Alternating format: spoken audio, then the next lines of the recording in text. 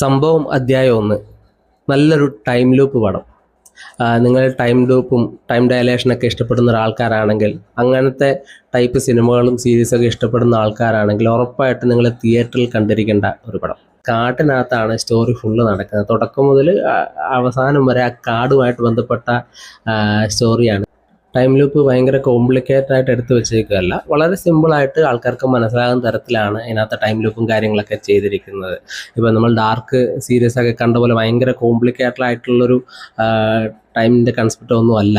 വളരെ സിമ്പിളായിട്ട് ആൾക്കാർക്ക് മനസ്സിലാകുന്ന തരത്തിലാണ് ഇതിൻ്റെ ലൂപ്പും കാര്യങ്ങളൊക്കെ ചെയ്തു വെച്ചിരിക്കുന്നത്. ഇതെല്ലാം ബാക്ക്ഗ്രൗണ്ട് മ്യൂസിക്കും കാര്യങ്ങളൊക്കെയാണ് പടത്തിന്. നമ്മൾ ആ കാടിൻ്റെ ഒരു വന്യതയും അതുപോലെ മഴ പെയ്യുമ്പോൾ ആ ഒരു ഫീലൊക്കെ നമുക്ക് ഒറിജിനലി നമുക്ക് തോന്നുന്ന രീതിയിൽ നീറ്റ് ആൻഡ് ക്ലീൻ ആയിട്ട് ചെയ്തിട്ടുണ്ട്.